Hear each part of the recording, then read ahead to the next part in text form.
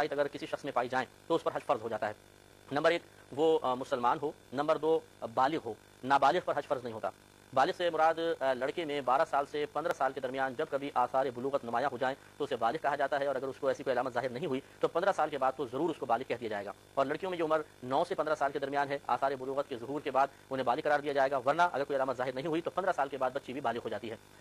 ہمارے جو ملکی قانون ہے اس کے اعتبار سے 18 سال والا بالغ ہوتا ہے، لیکن شرعاً 15 سال کے بعد بلوغت کا حکم دے دیا جاتا ہے۔ لہٰذا معلوم یہ ہوا اگر کسی بچے یا بچی نے اپنے والدین کے ساتھ 15 سال سے کم عمر میں حج کیا تھا تو یہ نفلی حج کہلائے گا، فرض حج ادا نہیں ہوا۔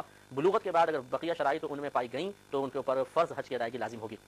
اس لیے ہر بالغ کو چاہیے کہ اپنے اندر ان شرائط کو تلاش کرے۔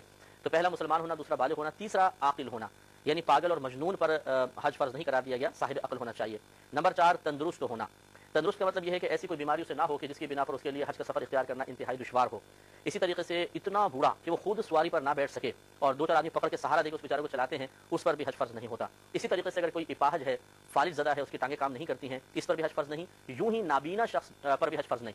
یہ حضرات بالفرض اگر ان کے پاس کوئی سہارا دینے والا موجود ہو تب بھی شریعت نے انہیں اس بات کا مکلف نہیں بنایا کہ یہ حج کریں، ان پہ حج فرض نہیں ہے۔ اگر باوجود کوشش کے باوجود اس عذر کے محنت کر کے جد و جہد کر کے اگر یہ حج کر لیں گے تو ضرور فرض حج ادا ہو جائے گا، لیکن ان پر کوئی فرض یا واجب نہیں۔ ان کے لیے یہ بھی لازم نہیں کہ کسی کو اپنی طرف سے حج بدل کروائیں، یہ بھی لازم نہیں ہے کہ مرنے سے پہلے وصیت کر کے جائیں کہ ہماری طرف سے حج کر دینا۔ گویا کہ یہ غیر تندرست ہونا جو ہم نے ذکر کیا، غیر تندرستی کی کچھ علامات، یہ ایسا عذر ہے کہ جس کی بنا پر شریعت نے ان سے حج کی ادائیگی کو معاف قرار دے دیا ہے، لہذا ان پر حج فرض نہیں ہوگا۔